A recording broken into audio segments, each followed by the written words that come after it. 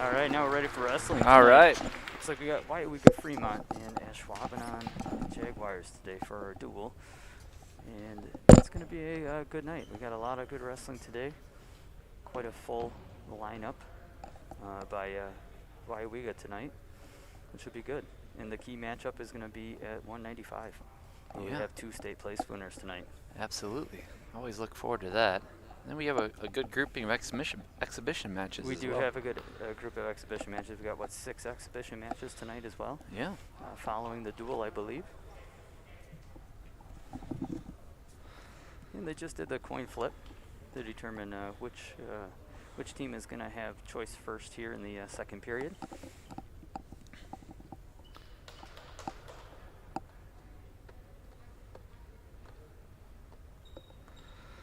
I believe we are starting at 132, but I'm waiting for them to put that on the scoreboard, which would result in a forfeit, I think.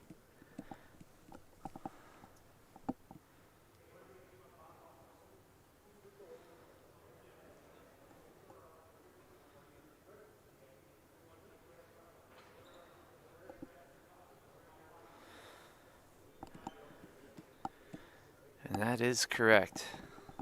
Weyauwega Fremont starts out with a forfeit. Up 6-0 real quick. Oh, 113, never mind. We're starting at the... All right, 113 was the kickoff weight tonight.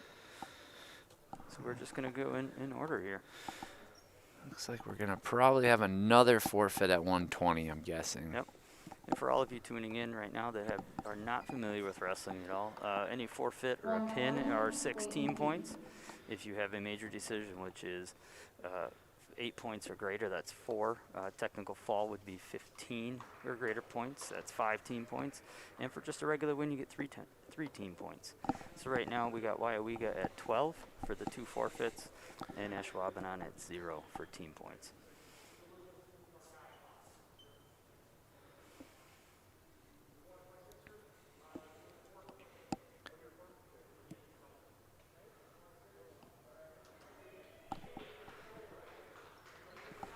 All right.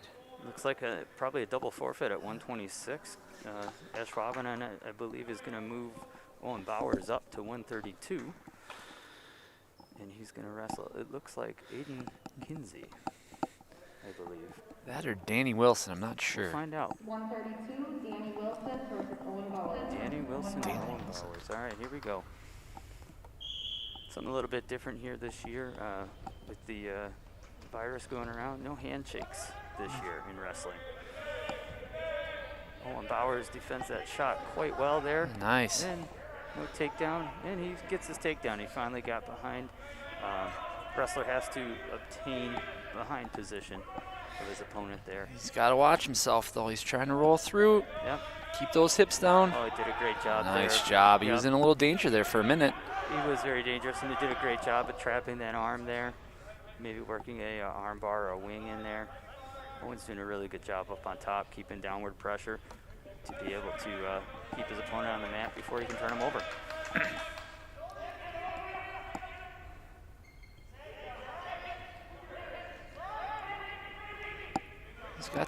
Looks like he switched up from that wing to a cradle there. Oof. Gotta roll through. Roll through. He's got to watch himself. No. Yeah. Oh. Looks like we got 2 reversal for red. We got 51 seconds left in the match. Owen's fighting off a headlock there. It's a very tough hold to try to fight off when you're on the bottom there. We have a fall. Looks like in 1 minute, 19 seconds. Be for Danny Wilson of Weyauwega Fremont. You can tell Danny Wilson's pretty comfortable on bottom.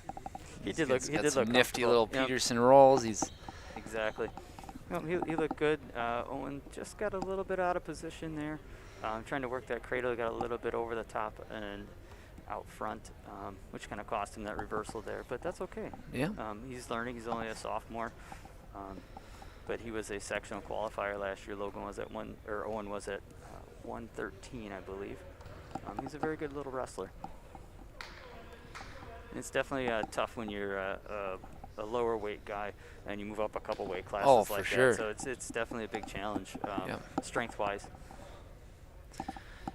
So we got 132, Aiden Kinsey receives a forfeit. Oh, so they did stay at 126, it looked like. Mm-hmm. Aiden Kinsey. Updated team score here in just a second.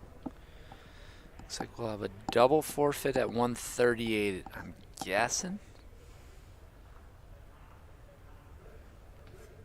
I believe so. Yep, looks So like we- our team score is Weyauwega Fremont 24, Ashwaubenon 0. Got another Kinsey brother wrestling here. Yep. So we have Evan LaForest, a freshman for Ashwaubenon, and Devin Kinsey, a senior for Weyauwega Fremont. Kinsey in on the single leg right away. He's looking to try to elevate that leg. Evan is trying to bring his leg in between his, or try to get it down to the mat best he can. And that was a safe move by Evan there, trying not to give up any back points. Trying to stay on his stomach. And that was good. On the top, you want to try to work hands. You want to try to work, trying to keep your opponent down. You try to flatten him out best you can. When you're on the bottom, you're trying to get up and escape or reverse your opponent there. We have a 2-0 score for Kinsey. Fire off the whistle now. Yeah, it's real important to try to get that first move off the whistle when you're on the bottom. So if any young wrestlers out there, really watch that referee. Try to pick up any pointers and try to jump that whistle.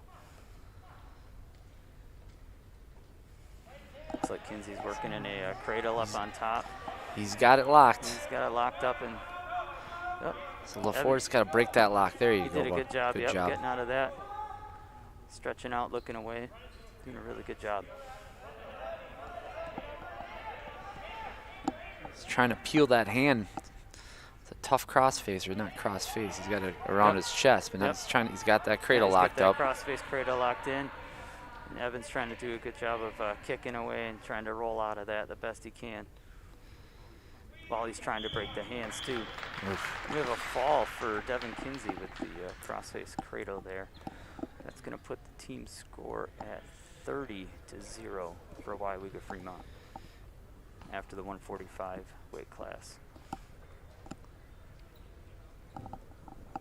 That's tough for a freshman to come out and wrestle a senior. Yeah.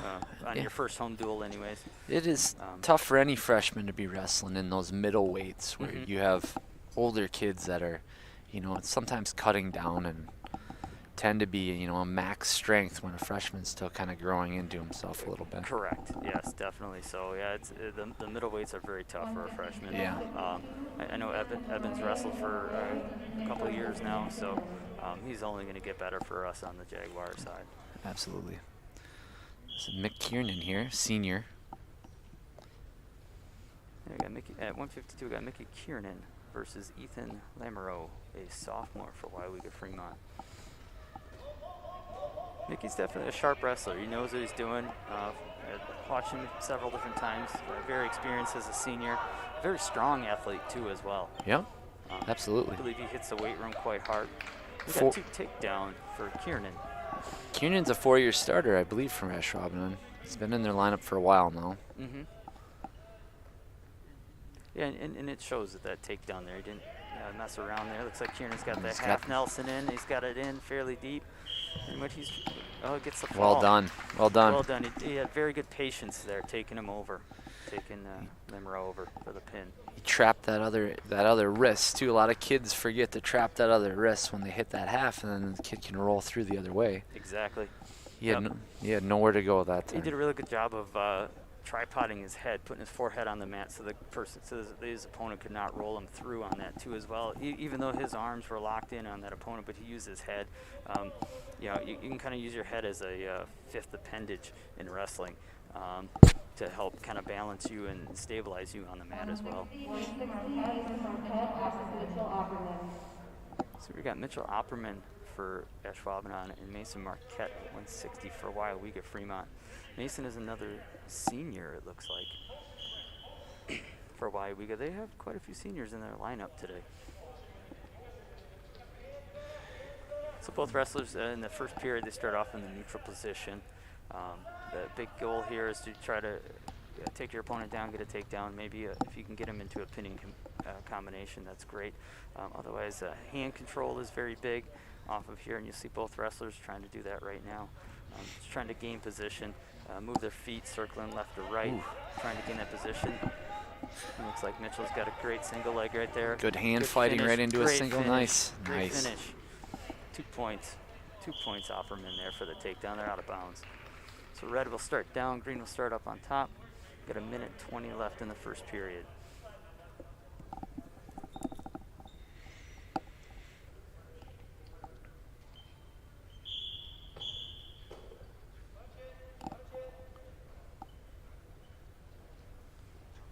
Opperman right away with that arm bar wrist there, trying to lock that up. He's working into that single wing. He's got that far wrist trapped. Marquette did a good job fighting that wing off. He did. Getting his arm through, rolling his wrist out. Both wrestlers to their feet in. Marquette gets away for the escape. We have a 2-to-1 match here with just over 45 seconds left. See if Opperman hand fights to a single again. That seemed to work nicely. It did. He did a great job doing that last time. Looks like he's getting good head pressure too with that offhand. Marquette's tall. I wouldn't be surprised if he's got an ankle pick or something with those long arms. So I'd watch it if I was Opperman. We went for a fireman's there. Switch right to a single off of that little duck under type fireman's that he was going to try to do there. Opperman did a really good job of stopping it on his feet. He's got 11 seconds. And Come on. he gets Oh, two. nice, Great, nice. great. Stole a takedown there at the buzzer. Not at the buzzer, but Good timing there to quickly know that you have a short time in the match Yep. and get it right around. Just get your 2 points. well done. And start end period 1 with a 4-to-1 advantage. And Opperman gets choice, and he defers in the second period, so he'll have choice in the third. Red decides to ride. That's a tough choice going to ride here. Usually there's a reason when kids choose to ride, so we'll see. We'll find out. He is a senior, so he is probably fairly clever and crafty up on top. We got a caution red. Caution red, that means he came down and started almost like a false start there. Both wrestlers start here. Oh, he's looking for going that cradle right crossface away. Cradle. Oh. Yeah. Opperman's trying to stretch out. Oh, he's got it locked up. Marquette's got that crossface cradle locked up, but he's Oh, he broke the loose. grip. Now He he's got a little bit sloppy with that crossface cradle there and kind of. There we go. Way to Well done. Well done by Opperman to Well scramble done. out of that for an escape. We got 3 near fall red on that before the escape, and we got the escape to make it 5-3 with just under a minute and a half left. 5-4 it looks like. 5-4 now. Yep. That barring this makes it through the period, that'll completely change what Opperman is probably going to choose in the third. Now knowing. Yeah. Very well. Let's see if he can get another takedown here. If Opperman gets another takedown, I'd be almost apt to go in the neutral position on his choice here. Absolutely. We got 1 minute left in the second period here. Both wrestlers trying to hand fight, circle around, trying to gain advantage, set their opponent up for what they want to do, their favorite takedown, or just kind of take what they can get. Uh-oh. Like a little, there you go. Defended. Like a double leg. Yep. And Opperman does a good job there. Referee stopped him out of bounds. Still neutral. 5-4, 43 seconds left in the second. Weyauwega's coach is asking his wrestler to snap him down. Couldn't get his hands on him to do it, though. Finish it, though. He's got to finish it. Opperman's got to stay on his feet there. He had a good single lifted. Marquette did a good job of getting his hips down, getting that leg down. Opperman's got to keep finishing there. He's got to keep circling around to that side. He's got that leg. He's got to watch himself He's here, got to though, watch too. himself here. Yep. Close to out of bounds. You know, mat awareness is very key too, as well, when you're wrestling at this level. We got 10 seconds left, out of bounds. The real good wrestlers know where they're at, and they know when they're in danger. They actually use the out of bounds as a safety net. It's exactly, if there's any young wrestlers watching, that's key. You can use that to your advantage as a restart. Don't get into bad position. Now Marquette takes a shot. Looks like Opperman's got an underhook there, and he got nothing. Ooh, all right. Very, very good scramble there at the buzzer. Absolutely. Very good scramble. It'll be an interesting choice here. He's going to choose neutral. He does choose neutral. So Opperman chooses neutral here to start the third period. He is up 5-4 on Mason Marquette. Be curious to see which wrestler tries to initiate the first takedown here. Both guys have been pretty good on their feet. Shots were about equal that last period. Absolutely. Both like that snap down. Opperman's got that front headlock. He finished that off. Yep, the front headlock in there. He's just got to patiently go around. Keep walking around. And he just almost got that arm blocked. Bring him down to the mat. He's got his two. Bring him down. Yep. Oh, no, nothing. Great job on Marquette. That's all right. That was the tough scramble there. Opperman was real close on getting that takedown there. Just the wrestler has to have the points of contact on the mat, so he would have had to have his hands down, plus standing up on his feet with Opperman behind. He would have gotten that takedown. So Opperman goes right in back for that single leg. Now he's trying to lift that leg. He's trying to get that inside single because he doesn't want that leg to be outside. Out of bounds. Nifty little shot by Opperman That there. was a great shot there. Yes, it was a great little single leg, and he was trying to get that leg back to the inside. Marquette kept trying to kick it to the outside because it gave him better defense there and better balance. And the senior used that edge of the mat there for a restart because he was in bad position there. We still have 5-4. Oh, he's in deep. Opperman, 50 seconds left. Opperman's going to have to defend this. There. Opperman's got to get back up on his feet, get that single. Oh, look, got that Marquette's cradle got that cradle. Up. Marquette gets 2 for the takedown. 2 takedown, Mason Marquette, plus the cradle here. He's getting near fall right now. That looks very, very tight down there. We've seen multiple cradles tonight. Programs teach certain things. I'm starting to believe Weyauwega Fremont is a cradle team as a whole, probably. Yeah, we got 3 near fall now for Marquette. 3 near fall makes the score 9-5 with 10 seconds left to go in the match. Yeah, you see that a lot in high school wrestling, depending on kind of the moves that you're teaching for the week. That's kind of what the guys are using in their matches for that. But if I was any of the Jaguar wrestlers, I'd be watching out for a cradle all night long. That was a good match. It was a very good match. 2 pretty equally balanced wrestlers as well. Max Marquette wins 9-5. We got a team score of 33 for Weyauwega Fremont and 6 for Ashwaubenon. That was a very equally balanced match. Both wrestlers were very good on their feet. They were good on the top and bottom. It was a very good match. So we got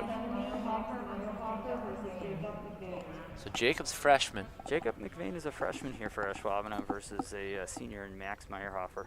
This will be a very interesting match. Jacob Mcvean, a very good middle school wrestler, as well as a youth wrestler too. He did go to state as a 7th grader, I believe.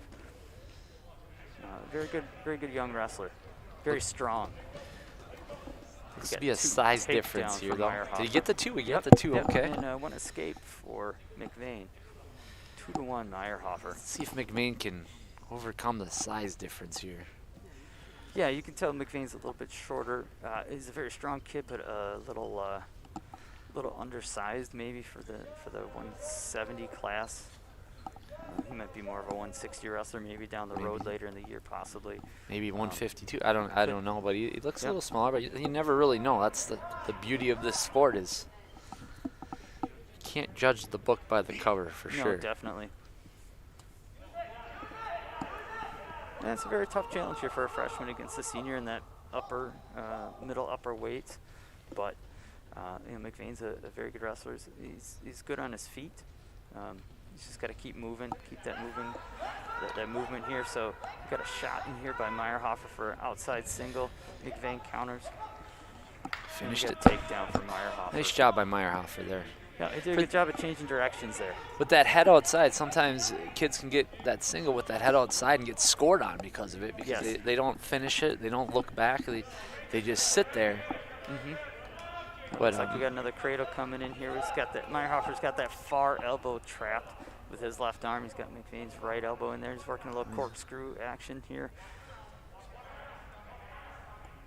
No near fall given yet. Now the referee is counting. Referee counts 2 arms out. There's 2 near fall. He gets to 5. He gets 3 near fall. Looks like he's at his 5 right now. We got 1 second left in the match here. There we go, first period. So we got 3 more near fall for Meyerhofer. That takes it to 7-1 to start the second period here. Should be Red's choice. Red's going to defer to the third period. Looks like Mcvean in the green is going to go neutral here. Not a bad choice, unless you were confident on top. But definitely we're going.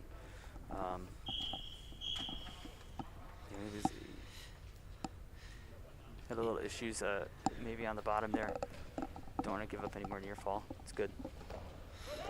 There, he defended that shot a lot better than the first couple. Good. Yep, a lot lighter on his feet there, Mcvean was.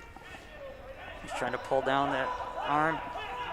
Use that out of bounds. Use that out of bounds. There we go. That's smart wrestling there by Mcvean to just kind of walk it out, try to get out of bounds, and get a restart there before you get taken down. Absolutely. You see a lot of senior wrestlers there, and I'm kind of surprised there in Meyerhofer that he didn't just try to grab his waist, suck him back in, and try to pull him and block one of his heels to pull him back on the mat and get a sneaky takedown there by the edge. But there's a balance though to using out of bounds. Like, he didn't flee the mat. If No. you flee the mat, you lose a penalty point, or Yep. he gets called for a stalling. Yep.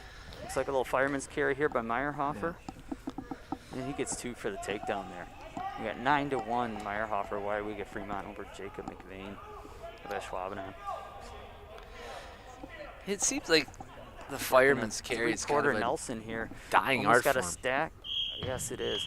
Gets a pin for Meyerhofer at 170. That is definitely a dying pinning combination there with that 3-quarter Nelson. A lot of the youth tournaments now, they actually forbid that move just because it is dangerous on the neck. So they'll actually call and stop it potentially with there. But in the high school form, is definitely well within the rules. So he's just kind of trapping on top of the head, reaching under and sucking it under there.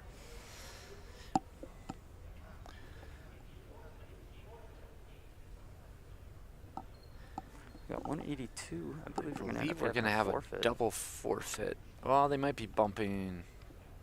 I believe Weyauwega might have had 2 kids at 170 here, so. Oh, see they what did. They do. Weyauwega Fremont's locked the dual victory in, just sheerly by having a full roster compared to Ashwaubenon not. Yes. It's tough to win too many duels when you can't fill most of the weights. That happens a lot in high school wrestling. It does, yeah. Right now we have team score 45-6, Weyauwega Fremont. Yeah, it is definitely difficult to win a dual meet with not a full roster. But I know that some of the kids didn't come out for wrestling this year as well because of the virus or whatever. But here's your highlight match of the night right here. We got 195. We got Ben Strela for Weyauwega Fremont and Connor Ramage for Ashwaubenon. Strelo 6 last year in Division 3 at 170, I believe. Connor 3rd at 170 as well. Actually, Strelo was at 182. So it looks like Connor's up a couple weight classes this year to 195. Connor Ramage with a little head chuck looking to spin around behind. Both wrestlers using the edge of the mat quite well. Strela, both wrestlers seniors as well. So they're going to be very smart, very mat savvy tonight in this match. Connor Ramage trying to get the front half in. Got a stalemate going on here. Stalemate's something that you sometimes see. The referee did a great job there. Neither wrestler was trying to gain control of the match. So they call stalemate, get a restart here. Back up on their feet. I'm a big fan of the stalemate. I like it when refs take control of a match sometimes and keep them moving. You see it more in college wrestling where they do stalemates much quicker. It promotes action. It does. It promotes a lot of action, especially in the upper weights. Lower weights, you get a lot of action on your feet. Upper weights, you don't always get that, and it's a little bit slow. But I do like the stalemate call. Even in that position, could have been a little bit quicker. So we got a little bit of a shot there by Strelo. Well defended by Ramage. So Connor, oh, there's that. Little shuck by, nice shuck job. by. Nobody, no control here, no control. There's two. We got 2 takedown. Ramage did a great job there lifting his opponent, but when you lift your opponent like that, you do have to bring them down safely to the mat, and he did so for that takedown there. And then we got a stoppage for out of bounds. Very, very good takedown there. The front headlock offers multiple scoring opportunities there, and you saw the shuck. He could have just went behind. He's obviously very comfortable scoring in that position. Yep, very good counter on the switch there by Ramage. Actually kind of just walking right over the top of the hip there. Strelo did a very good job. Now he's got a leg lock in on top, trying to get that arm over. Oh Lord. Yeah. We got a pin. This is a very uncomfortable pinning combination in there that Ramage has in with that arm bar, trying to go right over the top of the head like that. Now he's got Strelo on his back, collecting near fall right now. Looks like he's locking up that headlock, and we got expired for the first period. We're going to add 3 more near fall for Ramage for a 5-0 lead after the first. You know, the wrestling with the masks, I thought that they'd be coming off more, but I'm surprised. It's I did good. too. Yeah. They're not slipping. They haven't had to stop. I don't think we've had any sort of mass stoppages yet. No, there hasn't been. We got deferred by Strelo to the 3rd period, and you got Ramage who chooses down. Very common choice for a lot of wrestlers to choose down to try to gain points by getting an escape or a reversal here. Ramage is working up to his feet. Strelo does a good job picking up that leg. That's something else that a lot of younger wrestlers don't do. They always try to take their opponent down. It's just as easy to grab that leg, try to lift it up, and get back, but Ramage does a good job of getting back out of it by standing back up. So we have 6-0 Ramage with that recent escape. Let's see if Strelo tries to mount some offense here on his feet. Haven't seen too many leg attacks thus far in this match. Boy, I don't know if I'd be trying to go after the legs of Ramage. Those things are tree trunks. They are huge. True. Maybe go after the ankles. Yeah, maybe an ankle keep pick. it low. Or, it'd be even hard to upper body on Connor as well. Maybe a throw. He's very short, kind of a squattier wrestler for that 195 weight class, but he's very muscular, very strong, so it is difficult to get in on him and gain that advantage. That's a good call. That's a good call. Looks like Strelo's a little bit taller, a little longer. Just about 45 seconds left in the 2nd period here with a 6-0 lead for Ramage.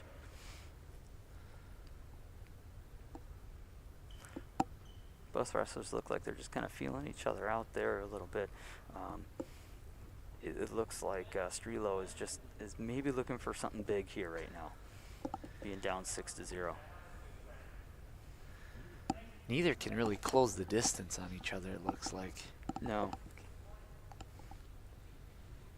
Both look, actually, surprisingly, both have a long reach. Connor being a little bit shorter, but he does have longer arms. He's got a good reach and good blocking ability to keep that wrestler away from him, and he knows the situation, staying in the center of the mat the whole time, not really moving that short little single leg there by Strelo to end that 2nd period. You have choice Strelo here. You'd be very curious. So he's going to choose neutral. After getting turned, he kind of put him in a spot. He couldn't choose down. I was wondering if maybe he'd choose up because he was doing okay there. We'll see. Yeah, top choice there would have been interesting for Strelo. If he had that cradle on, it's hard to cradle a kid that's took third at state.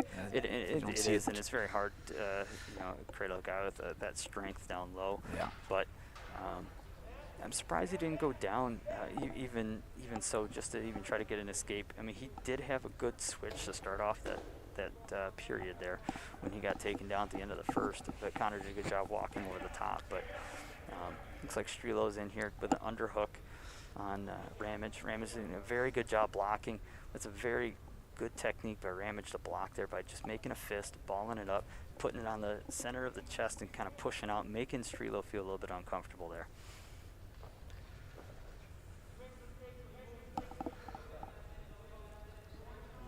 Strelo trying to be heavy on the head. We got a stall warning. Stall warning on Ramage. I'm guessing that would be probably because he was more just staying in the center of the mat, circling around, not really engaging. He's just kind of circling and countering what Strelo was doing in the red.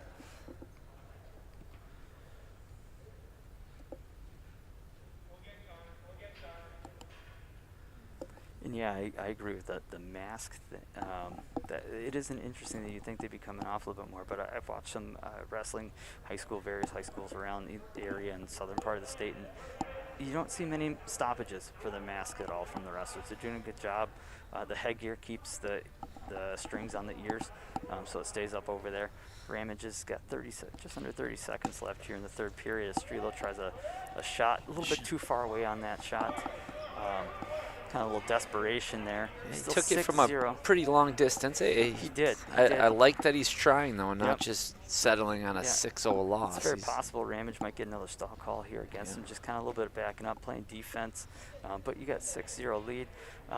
One thing as a wrestler, too, Ramage here as he racks up the 6-0 win for the 3-point victory.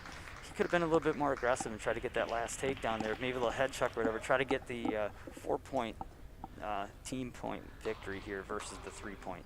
Being up 6-0. That's something where, if you're comfortable doing it, great. If not, you try to get those extra team points when you can. So we have 45-9 Weyauwega Fremont here. We're at the 220 weight class where we have Nathan Moynihan, a senior for Ashwaubenon. It looks like they will be forfeiting 195, I believe, unless Weyauwega Fremont. Oh, they must have been a double fort. Oh, that was 195. That was my bad. 195, correct. And I believe we have Skylar Maynard here, another senior for Weyauwega Fremont. So we got senior versus senior here at the 220 weight class. So Nathan Moynihan, state placer, made a nice run at it last year. State semifinalist, so he was a Friday night wrestler, which is a big deal. That is a very big deal, yeah. Nathan had a very good run last year in his junior campaign. Looks like we got a little mask issue here on red. We're going to have a stoppage here, but that was a great counter by Moynihan there. No, Nathan had a very successful season last year at the 220 weight class. He looks like he's gotten a little bit stronger over the summer as well. I'm sure he did quite a bit of lifting. I believe he's a football player as well. He's a starting linebacker for the Jaguars. Saw Maynard kind of look at a headlock there. He did. So he did. He might be a throw. Might be a throw guy. You see that from time to time. Kids that are live and die by the throw. There's clubs that live and die by teaching the throw. There are some clubs that do that as well, at the youth level, middle school, and high school level. And like you alluded to earlier, some clubs are known for certain moves, and others are not. So it looks like we had a mask that broke, maybe. So they're trying to get him a right when we said it, we were talking about the mask. We had to jinxed it. Jinx ourselves here. For the broken mask. Yep. Looks like they got a replacement coming here. It's a 2020 wrestling problem. 2020-2021 season wrestling problem that'll go away. Yep. So. Yep. Short-term problem. Yeah, and an interesting thing this year too. The WIA made a rule to for no handshakes before the match, after the match, no hand raisings by the official. I understand by the officials, a little bit difficult with the wrestlers too as well, because they are in a lot of physical contact. The first match that I watched this year, the wrestlers they actually did shake hands, just kind of out of habit. They had that contact right away, but. I've seen it tonight already. They've been doing it their whole lives. It's hard to break themselves of that. Exactly. It's just something that you have, and both teams are showing very good sportsmanship tonight. Win or lose here on the mat as well. Looks like Moynihan's just leading there with his head, trying to just pushing that head down, trying to lock up something tight, maybe a possible pinning combination here. We got 55 seconds left to go in the first period. Moynihan's get really good pressure down with his shoulders, trying to keep the chest of Maynard down on the ground. Looks like he spins the other way. Perfect takedown. Perfect takedown by Moynihan. Great use of misdirection there. He's getting that crossface locked up. That's one guy that I don't know if I'd want to get a crossface from. Looks like he can put it on you pretty hard. Nice, strong crossface. Maynard trying to get up to his feet. Moynihan doing a very good job lifting and returning him back to the mat to prevent the restart. Oh, there's a hard crossface by Moynihan. He's grabbing that far shoulder. He's getting the near fall right now. He's up on top trying to prevent that. Looks like he might have gotten 2 near fall there. We'll find out once he releases that pinning combination.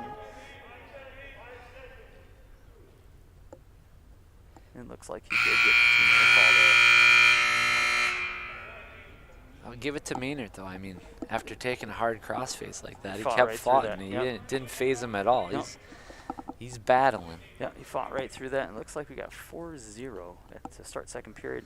I believe Moynihan had choice and chose down.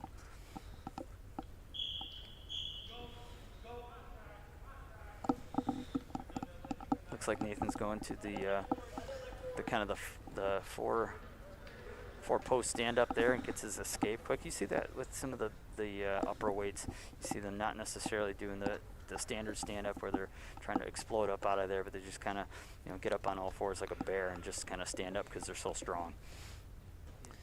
Yeah, it's a different world once you get up 170 and higher. The style of wrestling completely changes. I mean, you have your athletic freaks that come through every once in a while, but otherwise it's a little more methodical.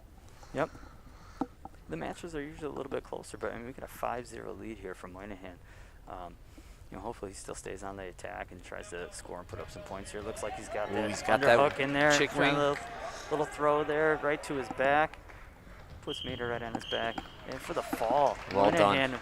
Very Kind of walked him into that a little bit. He did. Kind of a little bit of push and a pull and just bared him over with that underhook. Gave him the dream that he could maybe shoot in there. Yep. It's a very good pin there by Nathan Moynihan. So that brings the team score to 45 for Weyauwega and 15 for Ashwaubenon. Moynihan will be wrestling another match as well. As will a lot of the guys. So that is one thing that this does give them an opportunity to get a couple matches in a night when in a normal season you get one match and you're done. Yep. And I think that I would think they shift around weight quite a bit just to get matches. We're waiting on the heavyweight here for 285 for Weyauwega Fremont to take a forfeit. It looks like unless they're going to put their 220 pounders in there to receive that forfeit. Looks like they might. But yeah, it is nice with this format. They're able to get some of the younger wrestlers, especially some exhibition matches in here as well. I've seen some of them online where they got 2 mats going, and some of these guys are wrestling 2, maybe even 3 matches in a night, and it's crazy, but it's fun. It'll be interesting to see how this all plays out with regionals and sectionals, and It will be. I really haven't heard much on it, but at some point they're gonna have to start putting 8 to 16 teams in a gym. Obviously, no fans. Yeah, and we got a forfeit at 285. Looks like I believe Vanden Hoffman, a freshman for Weyauwega, takes that forfeit, which brings the team score to 51 to 15 and that should conclude the varsity duel there. So we got a 51 to 15 Weyauwega Fremont win at that duel. I guess thoughts on the varsity matchups there. Numbers game. I mean, just not having a full roster. When we did have matches, pretty even. I agree. There's a few matches where Ashwaubenon got caught in some pins, but overall, very good matches. The match of the night, the Strelo Ramage match, Ramage did a very good job. That was I don't want to say not as close, but he controlled. He controlled the whole action. match, yep. Didn't really open up much though. I'd like to see Ramage, go after a leg, take an attack. He utilized his strength, and he wrestled smart. He did. He wrestled really smart. I don't know if it was maybe a tactic that he had going against a fellow state place winner in Strelo, but every time that I've watched Ramage wrestle, he's got that blast double and just goes right at it and takes somebody down. And I haven't seen that in the 2 matches that I've watched him wrestle this year, so I don't know if maybe there's an injury thing going on or something like that, or just not quite confident. it's also interesting too. These athletes here, they didn't have a football season or a cross country or soccer season to maybe get them in shape. Yeah, for absolutely. the wrestling season. Wrestling is a very intensive sport. A lot of cardiovascular shape and physical strength going into it as well. That's a good call out. That's an absolutely great call out. This is their first sport. It's the first season. Well, they didn't have a spring season. Mm-hmm. They didn't have a fall season, so it was on the athlete to stay in shape. Yep. Yeah. Yeah, so we must have a little bit of a break here just to give the wrestlers a little bit of time between the end of the varsity matches here and the start of the. What is the rule? I exhibition think matches. the rule is you have to have 30 minutes. It might be between 30 minutes. 30 and minutes for the for this, even though it's going to be exhibition matches, but usually JV type, it's usually 30 minutes for that. Yeah, it's been a good night of wrestling. It feels good to get back into the gym. Again, I'm sure all these athletes felt good to get the wrestling shoes on, get in the wrestling room a little bit, and get after it. It is a little bit different with the restrictions that we have. So this year, some of the restrictions are for wrestling. They get one event a week. So it's not like basketball where they can play a couple different games a week. They get one wrestling event a week. And that's to circumvent I mean, wrestling being a very exposed sport, that if there is a COVID breakout of sorts, they can control it because they're not Correct. going to Dual Bayport in 2 days. They can Exactly. put it on lockdown for a little bit. Yeah, exactly. I think it's a great plan. I mean, it gets some matches. Obviously, they're not going to roll into regionals with 30, 40 matches. They're probably going to have, hopefully 10, 15 matches. Yeah. Yeah, But they're wrestling. They're wrestling. They're on the mat. They're out here wrestling, and I like the formats where they're just kind of saying, "Hey, we're going to get as many matches as we can." I know one thing that has been toyed around is I've heard rumors of a possible vote for a state championship series coming up here right around the turn of the year. So look for that information to come back for the next duel that's coming up here for Ashwaubenon for the next home duel. Maybe able to bring you some more details on that. Otherwise, I believe it was actually going to be more of a localized regional they were going to have, and just kind of have some teams, and that's how you were going to wrestle. But I'm not really 100% I've heard sure. rumblings that potentially if they do have a state series, obviously it's not going to be at the Kohl Center. The Kohl Center's already nixed any sort of sports down in Madison. Mm-hmm. It would be at, each division would be in their own location, different locations, potentially at a bigger gym, like a college gym. So you could see like a D1 down at Oshkosh, maybe a D2 or 3 in Platteville, and maybe something. I've heard that. I don't know how much truth there is to that. It makes sense. It does make sense. I mean, yeah, Oshkosh would be a good venue. Lacrosse would be a good venue. They're hosting the D3 National Championships this year in lacrosse. So anybody in the state of Wisconsin, definitely, if you're able to, you go support your Weyauwega wrestlers if they're allowing fans in there, or depending on how they're doing it. If not, definitely watch that online. And it'd be a good challenge for the wrestlers up north. Not sure, Eau Claire could be a possible spot. Wausau, they hold the Badger State Games there for wrestling for youth and outside of high school alike there in the summertime at Wausau West. So they have facilities too. So yeah, I'd be kind of curious to see what we got going on here this winter for that type of a series. And there will be no fans, but now that we have live stream capabilities, you're certainly going to be able to still watch it. Yeah. And so these kids can certainly still, shoot for another state title. It's just going to be a little different this year. Yes, it will. Yeah, we're for me, I feel bad for some of the kids. So some of these high school wrestlers are used to getting 40 matches, maybe even 50 matches in a season. So now they're going to get in that 10 to 15 match range. Before they hit that tournament series. So any kid that had, or any wrestler that would have been, possibly trying to get 100 wins for their high school career, they might come up short this year because they're not going to get that volume of matches like they normally would. But, and you kind of feel for some of those athletes, but, they're able to at least wrestle. So, yeah, absolutely. Yeah, pretty much. Right now in the state of Wisconsin, as far as like youth wrestling goes, it's fairly shut down. Pretty right barren. now. I mean, there is the club, the private clubs are up and running. I don't know the actual youth clubs. Really, nowhere's to compete. There's no gyms to compete in. There's some some tournaments to be had. I know that Wisconsin Dells has been holding some things. I know our neighboring state Iowa's got something going on this weekend, I believe. But it's really just going to be a throwaway season for the youth. It is. From a middle school standpoint, I mean, our Parkview's having an intramural season. I believe West Appear's having the same thing. So the kids. That's good. Yeah, absolutely. No, that's great. Yeah, it's a good thing to point out. So there's any middle school kids, middle school wrestlers out there, or even middle school basketball players. I mean, it's your first opportunity to get a sport. Other than they had a small cross country season this year at Parkview. So yeah, it's a great opportunity for boys, girls to go out and try wrestling. At Parkview this year. It's a sport. You get active, you get after school. It's just intramurals, so you're going to have a wide variety of kids in there. So looks like we got 52 seconds before we're going to start this next match here. And this is going to be Owen Bowers and Caleb Mantle of Weyauwega.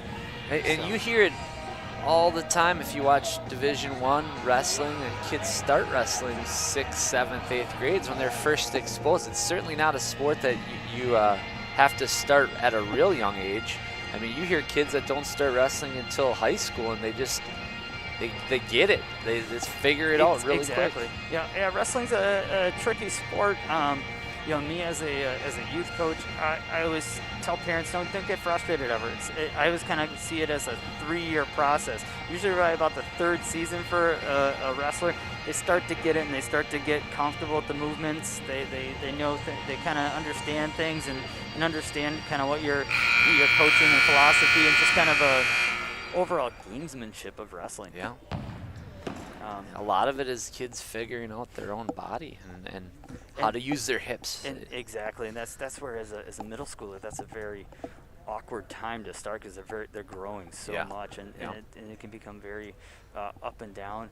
As any sport, you get kids that are really strong as a middle school or youth kid, and then they come out for wrestling, or they come out in middle school and everybody else is starting to catch up to them, and it just happens that way. And the strongest kid doesn't always win. That's the cool thing about this sport. Nope. Looks like Mantle's in on a single leg and gets 2 very quick here. Mantle let him free. Looks like he's confident on his feet, probably. He's very quick. He's very quick. He looks a little bit stronger than Bowers, maybe with his upper body there. Getting good wrist control there with his left hand. Bowers really fighting down underneath, getting out of bounds. Very good way to keep fighting on that short little spin. One thing when you're taking a shot though, I see a lot of guys. I mean, even myself, I was not very good at this either sometimes, is keeping your head up, always looking where you're going. You get caught a lot of times with your head down a little bit too far away, so we get a nice double leg in here by Mantle for 2 points. Bowers trying to work his hips down, trying to scissor his legs down, does a good job there.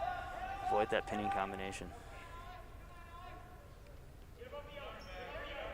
Looks like Mantle's got that left arm trap lifting up on the ankle there. He's trying to roll him over that left shoulder. A little bit of a corkscrew action here possibly. Looks like he's going to possibly get that crossface cradle in there as it's set up there.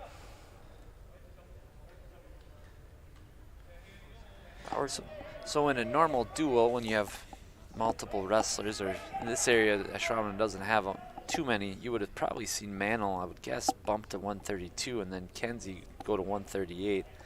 Very possible. Seeing that we don't have the full roster today, you don't see those kind of maneuvers. A lot of people don't know about some of the coaching maneuvers that happen in duels. There's all kinds of little decisions that impact the outcome of a duel. It is very quirky as we got just under 20 seconds left in the first period there.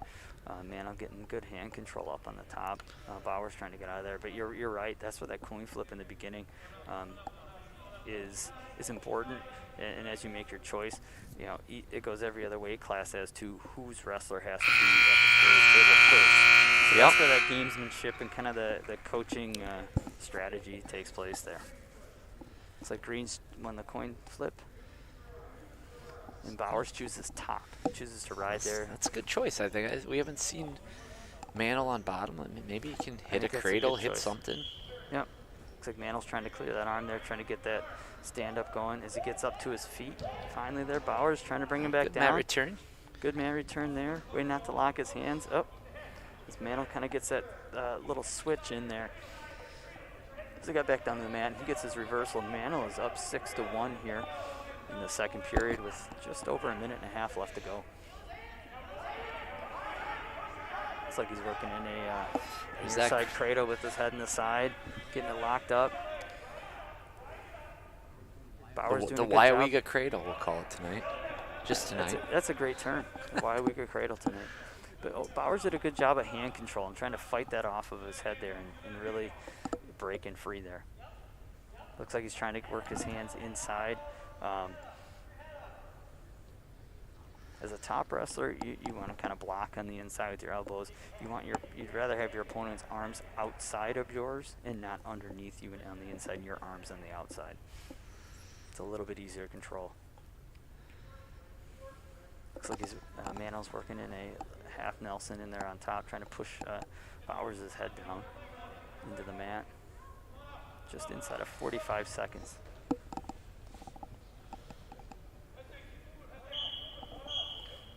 And we got an out of bounds here for both wrestlers. Bowers is going to start down here with 37 seconds left to go. Bowers can fire off the whistle here. Yeah, very important here. He's letting him up. Mantle lets him up. That's one rule change that I enjoyed. They didn't have that when I was in school where you could just give the guy the escape. You actually had to go and address them. Mantle on a deep double leg does a very good job of, kids at home watching right now, look at Mantle, how he kept his hips in between the legs of Bowers there, not letting him be able to flip over. And that's something that a lot of kids don't understand, and that's definitely hard to teach. Mantle is a junior, so he's experienced at the high school level, and he gets 2 near fall here as well to go along with that takedown. Well, they call that chain wrestling when you're already on to the next move before the first move is even completed. Correct. So we got a 10-2 second period lead with just 10 seconds left to go in the match. Yeah, chain wrestling is very, very important. And a lot of chain wrestling is just feel. It's just more mat experience as you grow in wrestling. Now we're in the second period with a 10-2 lead for Mantle here, and he has choice. Guessing he's probably going to go neutral. Yep. He's going to go neutral. I'm kind of surprised he didn't go down with he got up fairly easy with a decent stand-up there in the second period.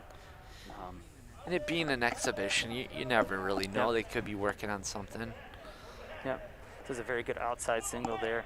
Doing a good job of keeping that arm trap too as well as he gets 2 takedown on Bowers. Bowers doing a good job of trying to fight out of that, fighting back to his stomach. That's huge.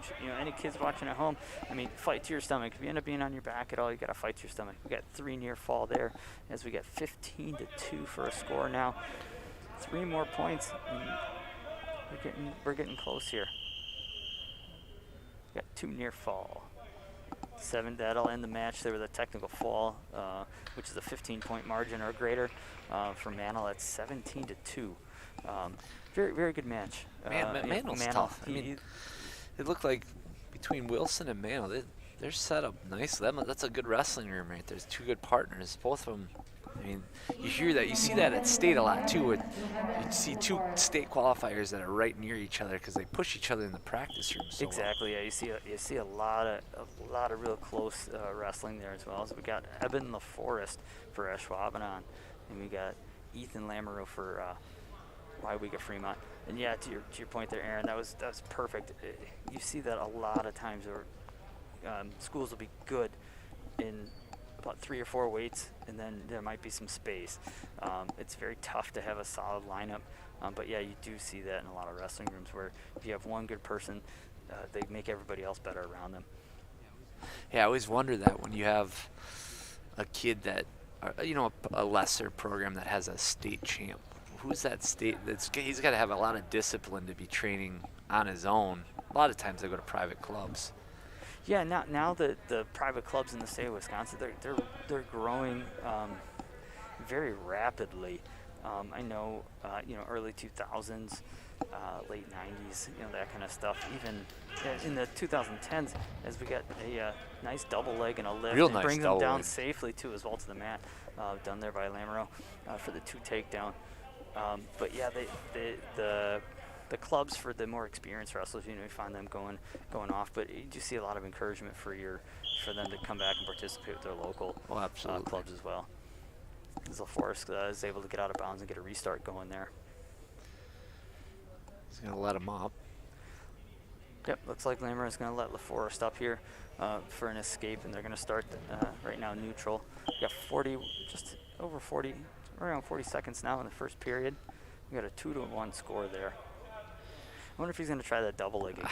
He got in real deep on that the last time. That was pretty smooth. Good job by LaForest with good head taps there, trying to keep the distance. One thing that I always try to teach our youth wrestlers is your first defense is your hands.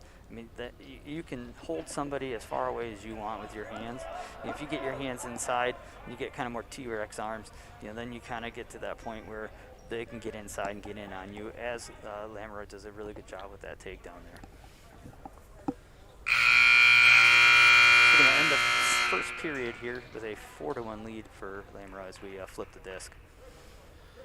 So LaForest normally at 45. He wrestled at 45 tonight already. Lamoreaux's a 52-pounder. So LaForest giving up a little bit of weight here.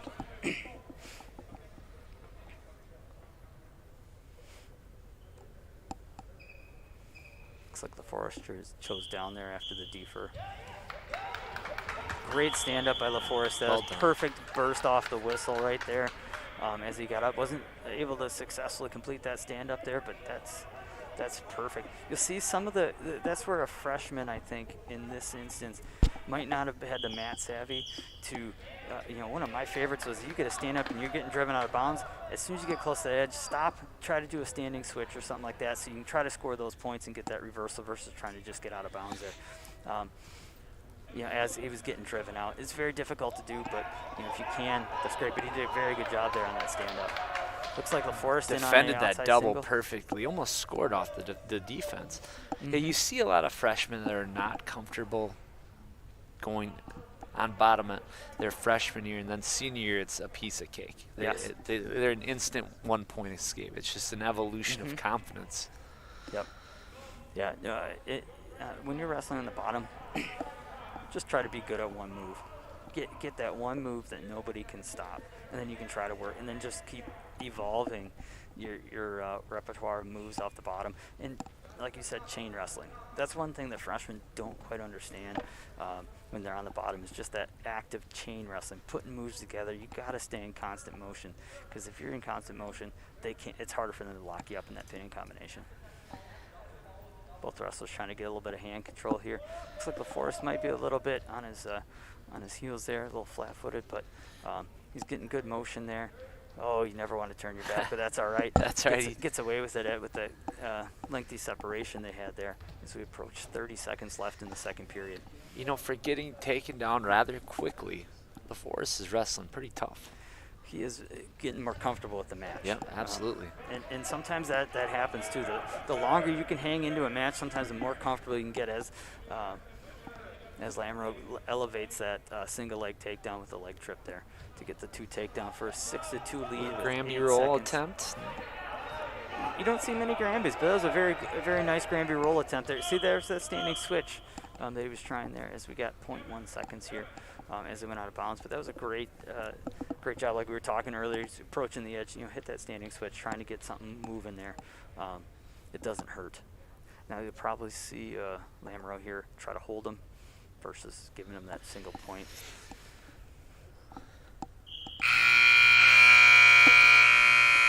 At the end of 2, we have a 6-2 lead for Ethan Lamoreaux over Evan LaForest.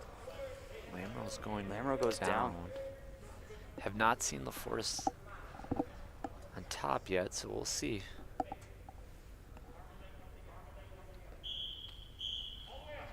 Evan trying to trap that arm before.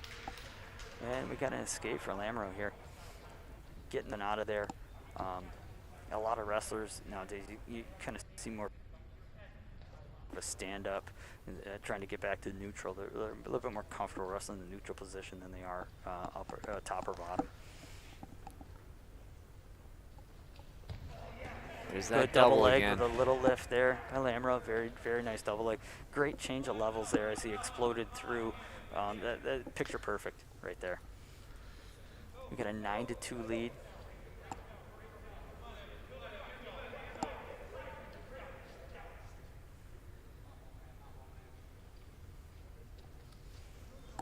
We got a escape here for LaForest to make it 9-3.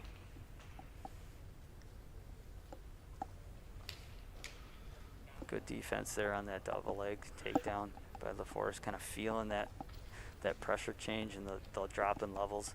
And that's for his hands on his opponent there on his shoulders. He could feel that up, down drop, and he was able to get his feet back. I'd like to see LaForest take a shot. I would too, yeah. Be a little bit more aggressive on his feet. Yeah. But I've watched Evan. I've actually wrestled with Evan a little bit in practice, and he's a very good, strong kid. He's a talented wrestler, and he's going to... there it is. There it is. Why not? Shot there. Why not? In an exhibition. Got 2 takedown here, Why 11-3. Exactly. He's going to be a good wrestler for Ashwaubenon in years to come, that's for sure. Oh, nice little Granby roll there. Get the escape. Scrapping. Yep. And that's huge. That actually right there, if we were in a dual match and I was a coach, I'd be ecstatic for my wrestler because he just not only made that match 11-4 for the 7-point win. So that's a point. That's 1 point, team point that he just saved by getting that escape there. And that's huge. And that's really what you ask of your wrestlers, is to compete to the end there. So we have an 11-4 victory for Ethan Lamoreaux of Weyauwega over Evan LaForest. It was a really good match. So we're going to have Mickey Kiernan versus Mason Marquette coming up.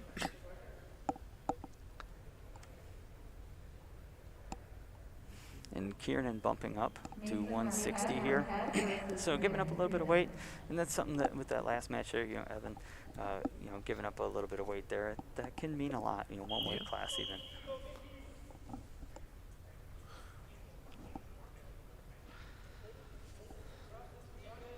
It looks like we got a senior on senior here.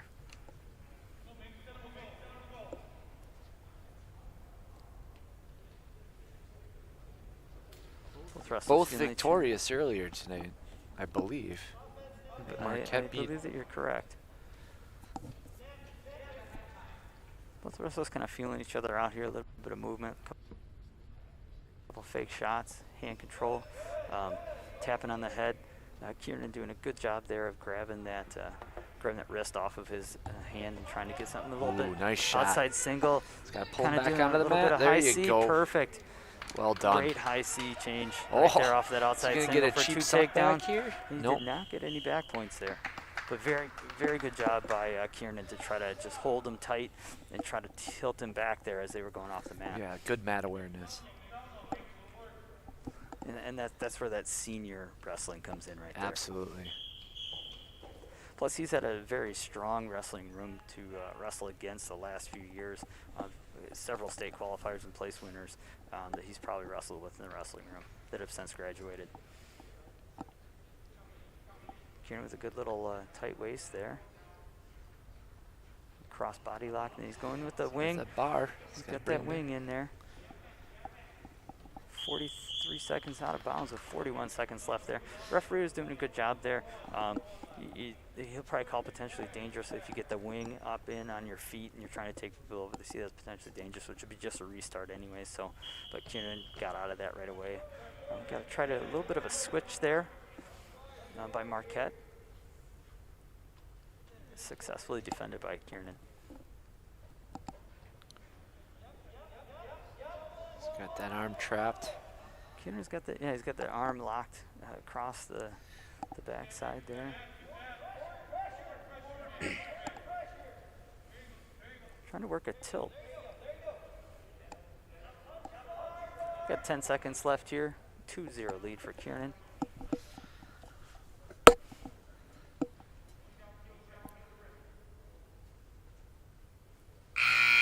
Very good match. Very good match. Good match, good ride out.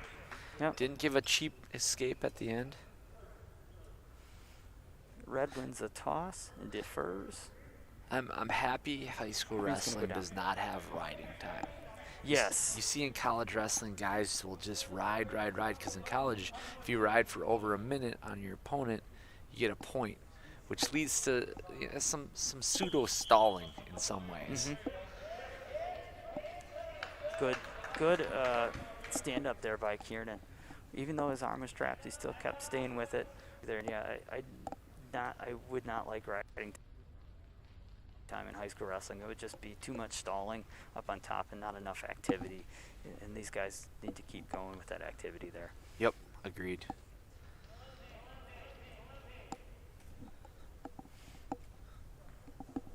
Kiernan with a good job there of knowing the mat awareness, letting his opponent back into the wrestling circle there. Both guys trying to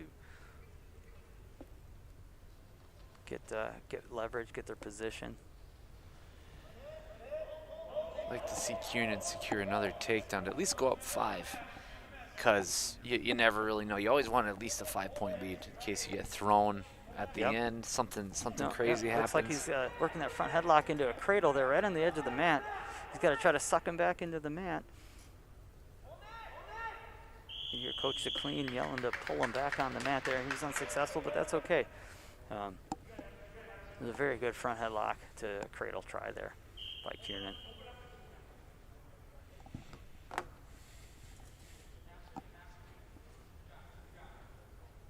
Both wrestlers, even in the second period here, as we're approaching the 30-second mark left, at their movement, their motion on their feet. So these athletes here are both pretty well conditioned at this point in the season.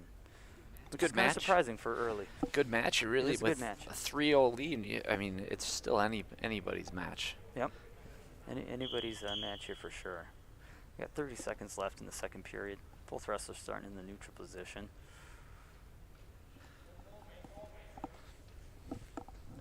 Very good motion by Marquette. Kind of going side to side, trying to get that angle of attack. Kiernan doing a good job of countering both of those.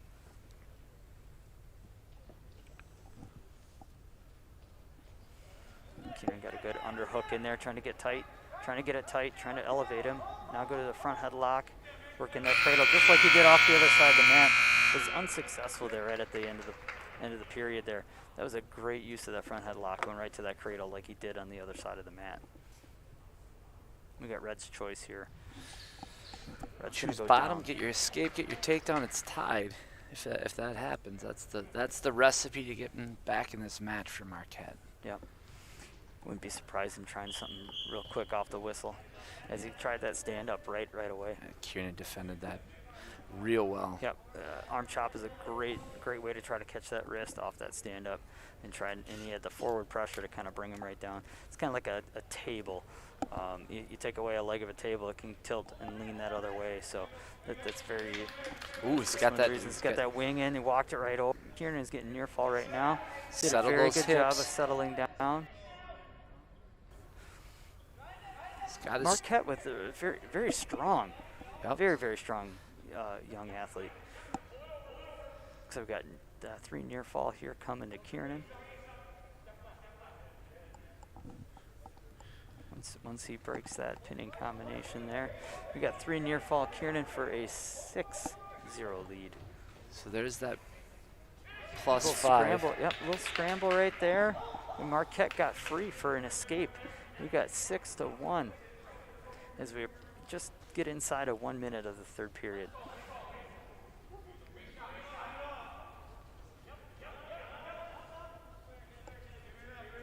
Marquette with a nice little outside single, high C type shot. We got a little mask stoppage here as Marquette repositions that mask. No blood time tonight. What if the masks help against? I haven't seen any blood time in any of the wrestling that I've watched. Really? I have not seen any blood time. And honestly, the season's still a little young, so these kids haven't busted open their noses yet. You see it more towards the later part of the year, but it's nobody loves blood time. No, nobody does like the blood time. And like you said, some kids are kind of habitual nose bleeders or whatever. It doesn't take much to get their nose running, but Kiernan defending that shot there by Marquette. Successfully, the front headlock there as he brings him, snaps him back down to the mat. He's got that chin cupped nice, it looks like. Looks like Marquette might be trying some kind of a roll too, possibly underneath there. Maybe a little bit of a Kelly action as he pulls down on that elbow. It's a good match. Very good match. Very good match as we end that third period with a 6-1 victory for Mickey Kiernan. Very equally balanced match there. Absolutely.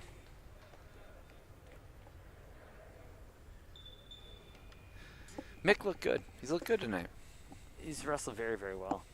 Very well tonight. So we're going to have Mitchell Opperman versus Max Meyerhofer. We have Meyerhofer wrestled Jacob Mcvean earlier tonight. So again, another, Ashwaubenon wrestlers bumping up a weight class here just to get matches in for everybody. But that's good.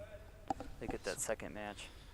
So Meyerhofer, if I remember, short-term memory, getting old, but he was the fireman. So yes, yeah, I believe he had a fall against Mcvean. He did. This will be a good match. Both wrestlers feeling each other out there. Another kind of a little duck under, half fireman's as he gets double underhook cross body lock, goes right into a takedown there. 2 takedown for Meyerhofer there. So we got a whistle for out of bounds. Opperman will start down. There's a good little double underhook lock there. It was almost like he was going to throw him, but then just kind of backed off as Opperman lost his balance there and just kind of decided to get his 2 takedown. Not a lot of kids like to go upper body, which I get. You kind of have to take a leap of faith a little bit with upper body.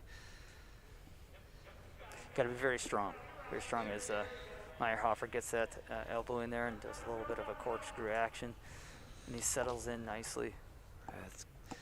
That's a very tight for Opperman to defend on there. He's got 50 seconds in the match to defend here.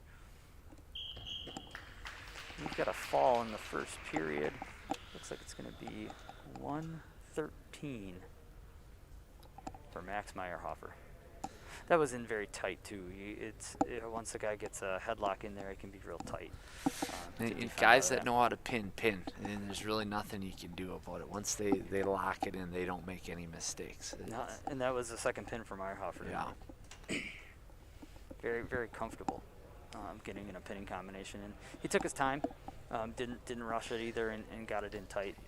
And you see that a lot in youth wrestling, kids that get so excited that they put a kid on their back, but they don't really put themselves in position to actually finish the deal, and a lot of times get reversed and pinned themselves. So we have Jacob Mcvean versus Caden Meisenhelder. This is Caden's first match. He's a sophomore, so it's freshman versus sophomore. Yep. Mcvean with a nice spinner onto a cradle there. He's got it locked up fairly tight. This is where you don't want to rush that. See, he was almost rushing it there, getting out of position, and almost pulled him on top of him, so to speak, and allowed him roll through. But he gets 2 near fall for a 4-0 lead for Mcvean as he successfully brings it back down to the mat off the stand up there.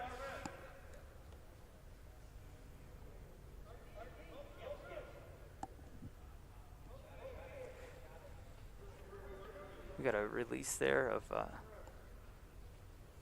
Meisenhelder, so 1 escape for red. We got a 4-1 lead.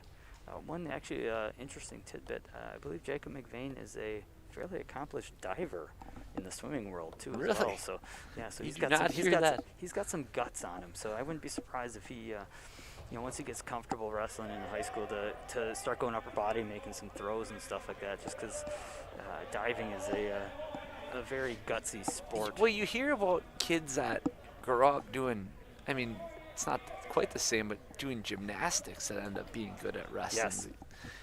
But diving, you'd think you'd have to learn how to torque and maneuver your body as well. It certainly will pay to his benefit. Yep. As he had a nice successful defense of that shot there for Mcvean.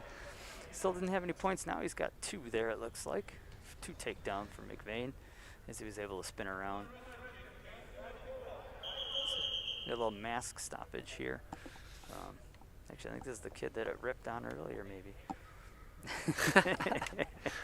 Hopefully got another one ready for him. Yeah, it looks like that. Looks like the trainer's got one ready just in case. He came prepared this time. But yeah, you know, definitely have to be a very good athlete to be a diver. Yeah. So, you know, Mcvean very good on his feet and a good body awareness to be able to twist and stuff like that off of a diving board. So I did not know that. he's a Like competition diver? Like he's I believe that's what I've heard. really. I believe that he has dove before in I hope that's competitions. true. Otherwise, Jacob's mom and dad at home will be a little puzzled. They if could that be is- puzzled. They could be puzzled, and that's okay. We'll take corrections for next time. Mcvean successfully defends that stand up there. He's got that 2-on-1 there, and we got the end of the 6-1. first period, 6-1. That's a very good period for Mcvean, the freshman. Very good period as green for Mcvean. He defers, and red goes up for Meisenhelder.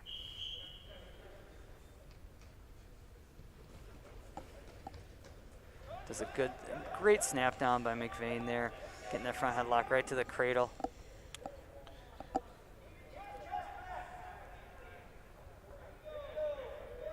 Yeah, if he goes just a little slower, There I'd you like go. to see him post his head out just a little bit more, maybe look a little bit more to the right, just so that you can't get that roll through by Meisenhelder.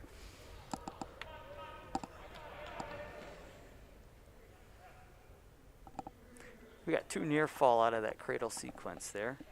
We have 10-1 for Jacob Mcvean in the second period with just about 1:20 left.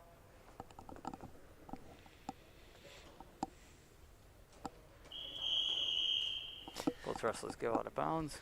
Normally this time of year, Ashwaubenon would be at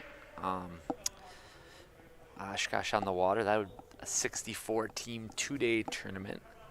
It's a grinder. You can get 10 matches easily if you get into the consolation. Yep. Yeah, a lot of good teams. You get a lot of teams from Illinois, Minnesota brings their top teams here. It's a you place at Oshkosh on the Water, you're a very good wrestler. And that's where a lot of freshmen kind of make a name for themselves sometimes. They kind of put their place on the map, so to speak, as we get an escape there from Meisenhelder and make it 10-1. Yeah, you're right. I mean, nowadays with social media and them covering youth wrestling a little more, they do. Younger kids are on the radar a little earlier, but you're right. Yep.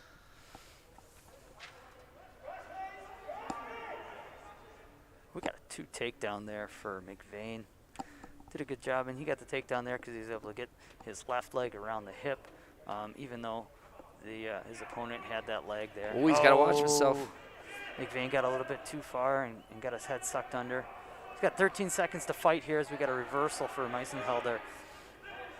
We got 12-3. He's just got to fight here. Mcvean's got to fight for 3 more seconds. 2, 1, time. Good fight. That was a good fight right at the end out of a freshman there. Didn't succumb to that tight headlock. Didn't panic. We got another period. Made it a little more interesting now, that's for sure. We got a 12-6 score. Mcvean chooses neutral. I wouldn't be surprised if Meisenhelder tries to throw here.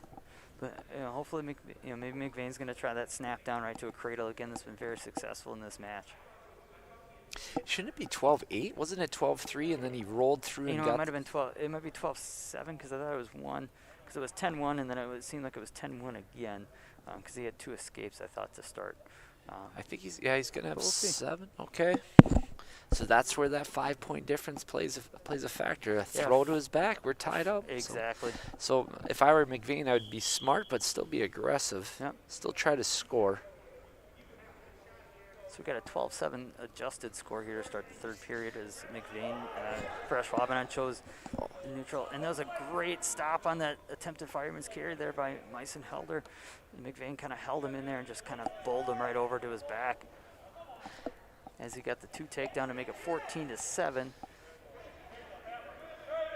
And he's got, looks like the referee is holding 3 near fall because he's still in that same pinning combination He's there. got that He's tight got half. That half in there tight.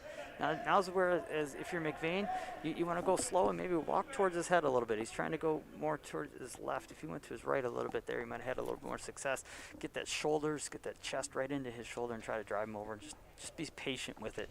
Yeah. And I think that might be a little bit more of a freshman getting excited that he's wrestling here. But there's another 3 near fall now because they broke that pinning hold. So we got a 17-7 lead for Jacob Mcvean. These guys are putting some points up. It's good. We got a high scoring affair. We got another escape for Meisenhelder and a takedown for Mcvean. 19-8. As he try, oh.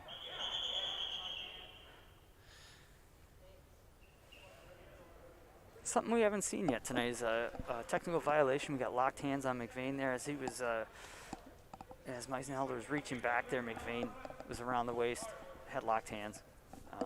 The only time you can lock your hands is when you're up on your feet, but when both wrestlers are considered to be on the mat, you have to release your hands. Or when you're pinning. You can or lock when you're pinning. pinning combination. Which that Depending was on not the pinning combination. Yeah, correct. that was Yep. not the scenario for sure. We got 30 seconds left in the third period.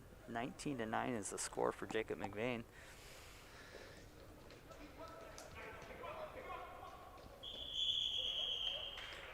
Should have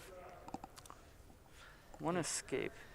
19-10. We might have some fireworks here. Last 20 seconds. So it Meyerhofer. looks like we got an escape there for Meisenhelder, and then we had a fleeing the mat penalty on Mcvean there to make it 19-11. Meisenhelder hasn't held back, so No, both wrestlers here being very active the whole match. A couple of younger wrestlers too here, a sophomore and a freshman. Mcvean's doing a good job here, just kind of staying in good position. Short time left. We end the third period here with a 19-11 win for Jacob Mcvean of Ashwaubenon. It's a good match by a couple of younger wrestlers there, and a lot of fireworks there in that third period. absolutely. Looks like this is going to be the last match of the night here. Nathan Moynihan versus Vanden Hoffman. Hoffman is a freshman. So you got a freshman and a senior here, and you can kind of tell by just the way they walk out onto the mat who might be a little bit more confident. Although Hoffman, as a freshman, he was strutting his stuff out there, walking on the mat. He's trying to do a little intimidation, and True. he's hanging in there right now. Looks strong. It looks like a strong freshman, to be Yeah, honest with you. Yep, very very strong freshman.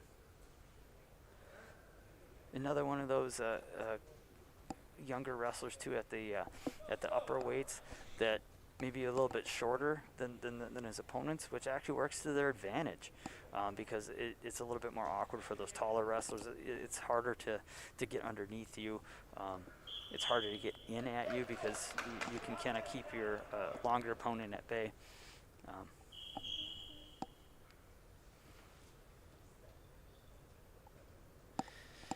I mean, for a freshman, he's walking back a senior right now. He is. He's definitely pushing quite hard here as we. And that could be about down to a Moynihan minute. baiting him into something as well. Could But very well. A little pressure change, both guys. Got 1 minute into the first period here as Moynihan tries an ankle pick there. Moynihan does have a very good ankle pick. It's pretty crafty. See if he can. He does. He's got a very long reach that Yep. he's able to use with that to get that ankle pick, especially because a lot of the upper weights, you can get him to stand up straight a little bit, and he can just duck right underneath there and get that ankle pick.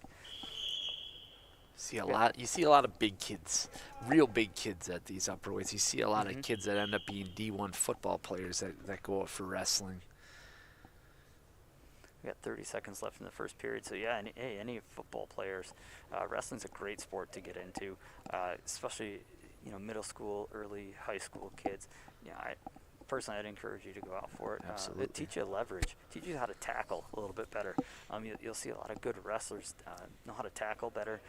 Offensive lineman is really, really good for because it learns how to get your hands in on somebody. You learn leverage. You learn how to lift them up, and you become a better blocker. Yep. I'm thinking, well, Max Mewson from Bayport last year. He's playing football for Air Force, I believe. Yes. Yeah, his junior year he wrestled Keanu Benton. He's a D lineman for the Badgers now. Yes. Mike Taylor, who wrestled for Ashwaubenon, played. Jody Van Landen played D1 football. He was a wrestler. Yep. Shout out Jody Van Landen.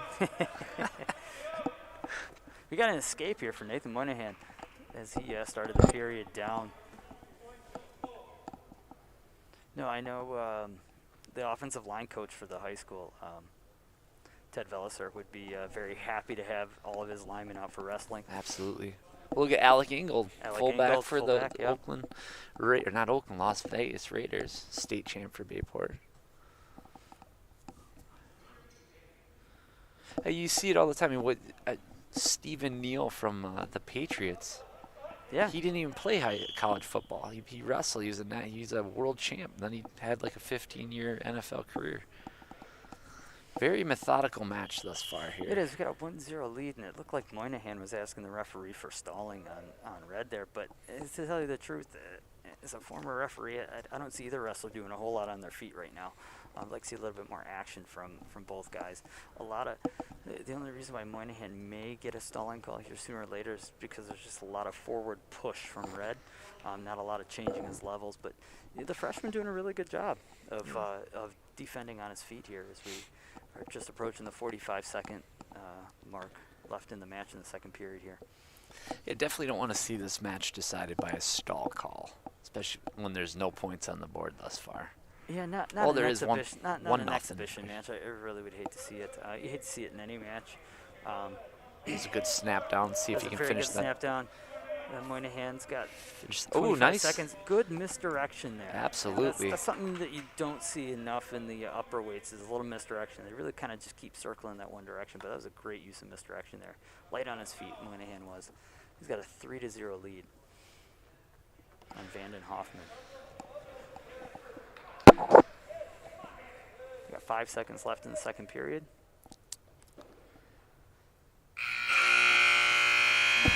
The freshman's certainly hanging tough. Yeah, I don't know anything about Vanden, but he seems like he's a very good wrestler and a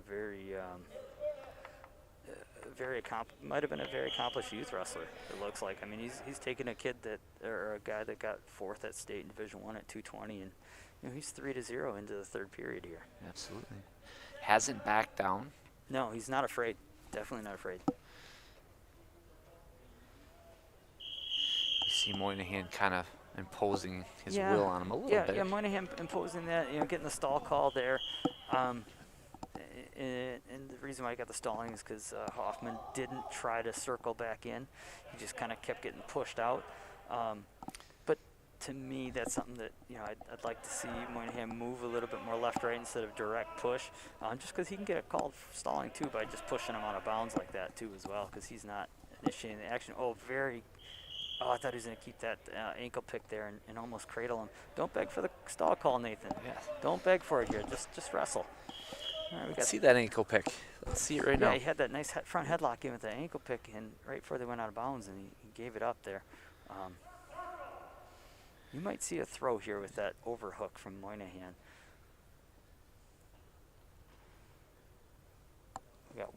We're approaching 1 minute in the third period. We got a 3-0 lead for Nathan Moynihan of Ashwaubenon. He's got a front headlock good spinning defense around. There. Very good misdirection again well for done. that takedown. Well done. It was like deja vu all over again there. Yeah, he defended the front headlock at first very well, but then the misdirection got him. Yep. We got an escape now for Hoffman to make it 5-1. Moynihan better be careful with that hand. Pushing on the front there. As you can get into poking eyes and just sometimes referee can call you for a penalty as you're hitting that forehead or grabbing the headgear. We got 16 seconds. Looks like Moynihan might be a little bit tired. The freshman not backing down with 10 seconds left here in the match. Moynihan just kind of keeping him at bay here.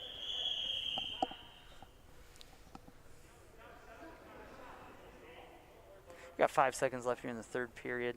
We got a 5-1 lead for Nathan Moynihan. We're gonna have a caution here on Moynihan for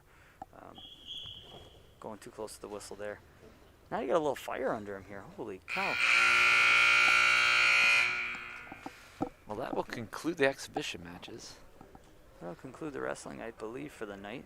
We got a 5-1 victory for Nathan Moynihan of Ashwaubenon. Very impressive match there by Hoffman. I agree. Taking it right to him. I agree. I guess final thoughts, Aaron. Hey, it's good to be watching wrestling again. It is good to be in the gym watching wrestling. Hopefully everybody enjoyed watching online. I believe the next duel for Ashwaubenon is going to be on the 7th of January. Stay tuned for that. You might have us back on the mic. You might not. If not, everybody have fun. a safe and happy New Year. It was very fun. Thank you, Aaron. All right. Thank you, All right, Brian. everybody have a good night.